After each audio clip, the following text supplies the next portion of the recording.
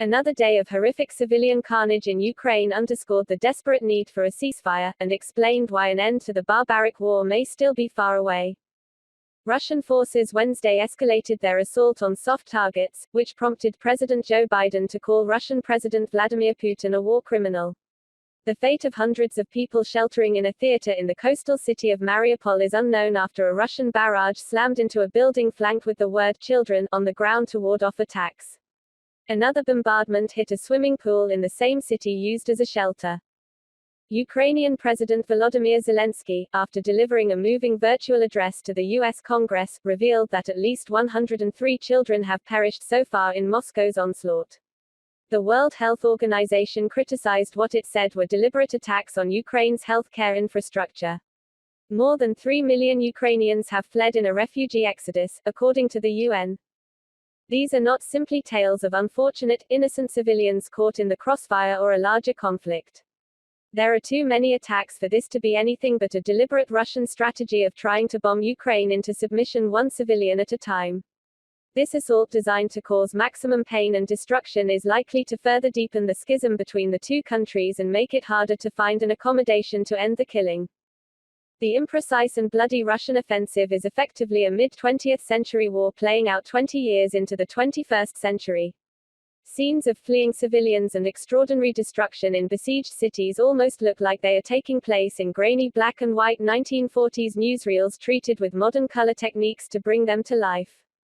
But this is happening now. And it's an atrocity on a grand, modern scale. The idea that the land wars that scarred Europe's history and caused millions of deaths were over has been comprehensively debunked. Putin is inflicting appalling devastation and horror on Ukraine, bombing apartment buildings, maternity wards, hospitals, Biden said Wednesday, unveiling another $800 million in military assistance for the country. I mean, it's godawful. The possible contours of a ceasefire or longer-term deal to end the fighting have been widely discussed. They could include a pledge by Ukraine that it would not join NATO. Russia might demand some form of neutrality for its neighbor and a measure of demilitarization. Ukraine might need security guarantees from Western powers to sign up for a deal. But its aspirations to join the European Union would be very difficult for Putin to accept. The Kremlin said Wednesday that demilitarization of Ukraine could be a compromise, suggesting a Swedish or Austrian model of a state, but that idea was rejected by the Ukrainian side. As tensions between Israelis and Palestinians have shown, knowing how a conflict should end doesn't make it any easier to reach that point. Any diplomatic plan to end the war in Ukraine would likely be fraught with uncertainties, including the political capacity of both Russians and Ukrainians to offer concessions after such bitter fighting and large losses on each side. Plus, any real talk of Western security guarantees would require a level of input from outside nations that may feel like a stretch, and also would rely on Putin accepting a foreign role in Ukraine. Biden's comments on Wednesday, when he told reporters at the White House in reference to Putin, "I think he is a war criminal," raised a more fundamental question. It's fair to ask whether the West, and more particularly Ukraine, will ever be able to deal with a Russian leader it regards in such a way. Yet the appalling humanitarian disaster unfolding in Ukraine, and the possibility that thousands of innocent lives could be saved, make it imperative for Kyiv and Western nations to try to come to some accommodation with Putin, as bitter as that may be. But even then, will the Russian leader ever accept it? There are many logical reasons why Putin might be ready to sue for peace. The war has been a strategic and economic disaster for Russia. In the space of a few weeks, dizzyingly broad sanctions and punishments have made Russia a diplomatic, financial and cultural pariah. A U.S. official said Wednesday that Russian forces had become generally stalled near Kyiv, with expectations of a blitzkrieg to the capital a distant memory. A new influx of U.S. and other Western arms could increase what U.S. intelligence agencies already believe are huge Russian casualties in the face of stiff Ukrainian resistance. Yet at every stage of the conflict, before the invasion and after, Putin has chosen to escalate, to become more inhumane. Ukrainian cities are under siege. In some, food and water are running dry. There is no sign that the Russian president has any qualms at the vicious human toll his actions are taking. His past history suggests that if it takes a grinding, prolonged campaign to destroy Ukraine with blunt weapons like artillery and rockets, he is willing to see it through. There is, meanwhile, no sign that the extraordinary sanctions that have effectively cut off Russia from the world are weakening his domestic political position in a Kremlin system he has long dominated. Zelensky's declaration on Tuesday that his country would have to accept that it will not join NATO appeared to be a concession to Putin. But it is hard to see how the Russian leader could accept that as condition enough to withdraw his forces given his warnings at the beginning of the war that Ukraine didn't have a right to exist and that its people were really Russian. So for all the terrible cost to Ukrainians and Russians, and despite Western questions over whether he is acting rationally, Putin may still see a logical reason for pursuing the conflict. A country that is destroyed cannot join the West. Putin was offered multiple off-ramps in the run-up to the invasion, in endless phone conversations with Western leaders, including French President Emmanuel Macron, and rejected them all.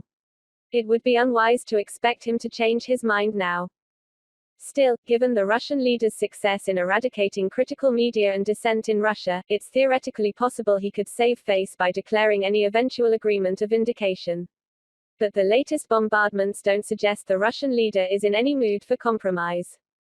The journey that Ukraine would need to make toward a ceasefire with Putin also seems to be lengthening. The extraordinary pain already borne by the country, and the defiance shown by Zelensky as he leads a warrior nation in resistance, may raise the stakes for any eventual peace plan. Put callously, the extent of killing, deprivation and humanitarian blight that the country can stand may shape the government's position on ceasefire negotiations. It is unclear whether the coming influx of Western weapons and the success of Ukrainian resistance will embolden the government in Kyiv to fight on. Senior Zelensky advisor Mikhailo Podolyak, for instance, said on Wednesday that the Ukrainian army was beginning to counterstrike far larger Russian forces in a number of directions, CNN's Sam Kiley reported. While there have been some optimistic signals from the Ukrainian side about talks with Russian officials, the terms of a final settlement could be difficult.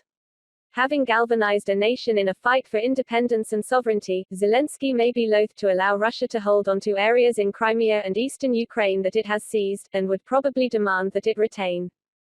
Any requirement for a demilitarization of the country to satisfy Russian calls for neutrality could leave it vulnerable to another invasion. And Ukraine has had a bitter experience with foreign security guarantees. A post-Cold War agreement that led to the dismantling of the country's Soviet-era nuclear deterrent contained assurances that its sovereignty and independence could be recognized by Britain, the United States and Russia. That didn't stop Putin's invasion. Add to that Russia's multiple statements that it had no plan to march into Ukraine, which means there is no trust in Kyiv for Moscow. Any pledge that Ukraine would not seek membership in the European Union would also be a bitter pill for Zelensky. Putin might require such a promise since the war and more than a decade of interference in Ukraine's affairs were largely motivated by his fury at the idea of the nation with the closest ethnic, cultural and historical ties to Russia moving toward the West. Still, Russia's invasion has backfired in at least this regard. Ukraine has effectively become part of Greater Europe in everything but name. Millions of its people have fled to a haven in the EU and will have long-term ties with the bloc.